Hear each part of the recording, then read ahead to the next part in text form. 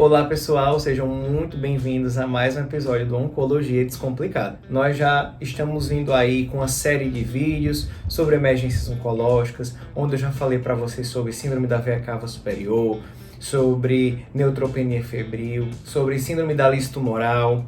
E aí a gente vai dar continuidade agora com um tema um pouco mais rápido, também um pouco mais simples de ser entendido e ser tratado, que é a hipercalcemia maligna. Indo direto ao ponto. O que é a hipercalcemia maligna? Hipercalcemia, o nome ele já é um tanto quanto óbvio, que é o aumento, a elevação do cálcio no organismo. E o que é a hipercalcemia maligna?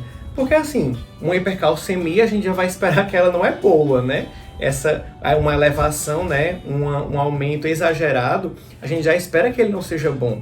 Mas por que esse nome maligna, E vocês também já devem esperar que é porque essa elevação de cálcio associada a uma malignidade, que é que a gente vai falar, o câncer. Uma elevação do cálcio que está associada a uma neoplasia, a um câncer. E como é que uma hipercalcemia maligna pode acontecer no organismo de uma pessoa que tem câncer? Nós temos algumas formas que podem ser explicadas. A primeira que podemos falar é o aumento de reabsorção de cálcio por secreções tumorais. Quando eu falo em reabsorção, a gente não está falando sobre retirar o cálcio da corrente sanguínea, absorver ele, não.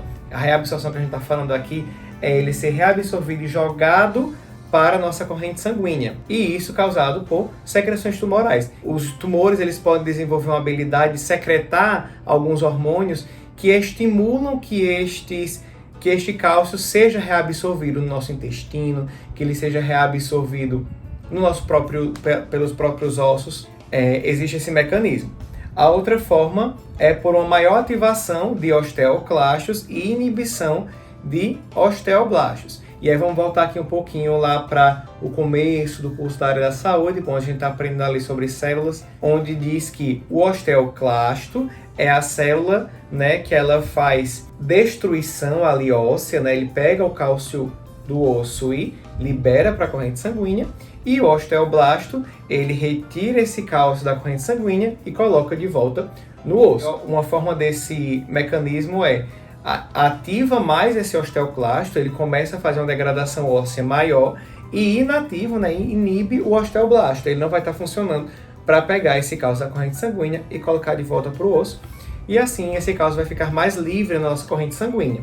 E outra forma é a metástase osteolítica, a metástase nos ossos, onde vai fazer com que esse osso seja mais degradado também, devido à metástase, a célula tumoral presente no osso, que vai aumentar esse cálcio sérico, da corrente sanguínea. E aí, qual é a sintomatologia que pode acarretar? Porque a gente sabe, que qualquer tipo de desregulação eletrolítica vai gerar consequências no nosso organismo.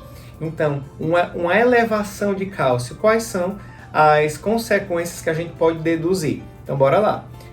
Consequências cardiovasculares, neurológicas, musculoesqueléticas, gastrointestinais e renais. As cardiovasculares podem ser a bradicardia, a hipertensão, o aumento da temperatura e o aumento do intervalo de QT. Neurológico pode ter fadiga, pode ter confusão, o paciente pode entrar em coma. Músculo esquelético, o paciente vai ter ali astenia. Gastrointestinal, vômito, pancreatite. E renal, insuficiência renal. Então, é simples de ser explicado, apenas uma elevação de cálcio no organismo, porém, existem muitas sintomatologias associadas. E essa hipercalcemia maligna ela pode ser classificada em leve, moderada e grave a partir dos exames laboratoriais. E aí, quais são esses níveis? Uma hipercalcemia vai ser considerada leve quando ela tiver um valor de cálcio entre de 10 a 11,9 miligramas por decilitro.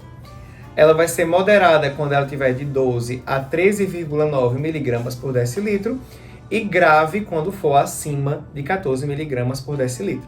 30% das pessoas que têm câncer, elas vão desenvolver uma hipercalcemia maligna. É esperado que a gente veja acontecer. Em hospital a gente vê corriqueiramente isso acontecendo.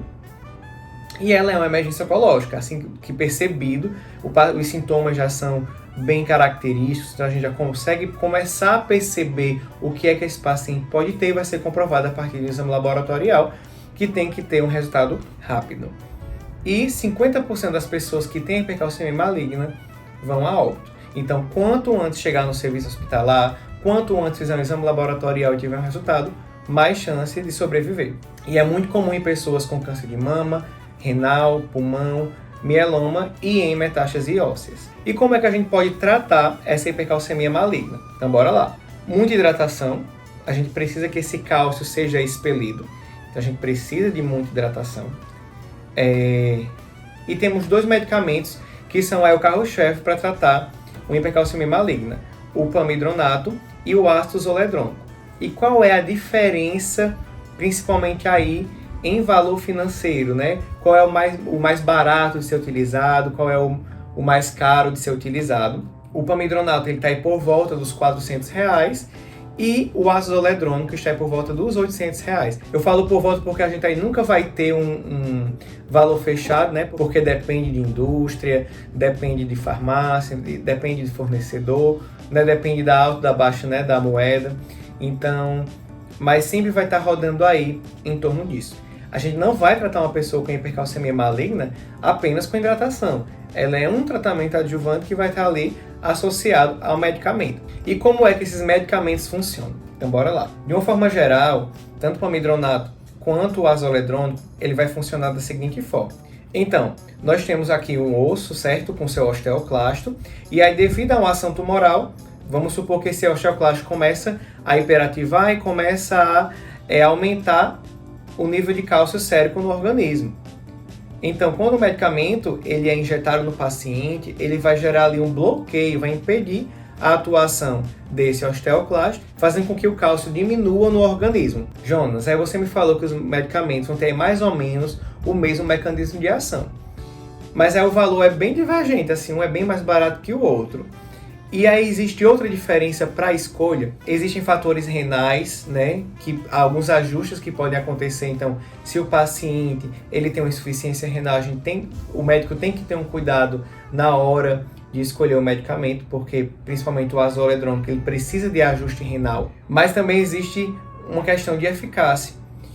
O ácido zoledrônico ele tem uma eficácia de 80 a 90%, enquanto o pamidronato ele vai ter aí uma eficácia enquanto o pamidronato vai ter uma eficácia de 40%. Existem sim outras formas de tratamento, além desses dois. Existe anticorpo monoclonal que se utiliza, né, o denosumab, que aí ele vai atuar em outros tipos, em outros locais, que não diretamente no osteoclasto, mas que é um tratamento bem mais caro. Então a gente raramente vai ver ele no sistema de saúde comum. Então eu trouxe esse aqui porque são os mais clássicos. É o que mais acontece. E aí uma dúvida que eu trago para vocês. Vocês acham que o ácido zoledrônico ou o pamidronato ele pode ser considerado um quimioterápico?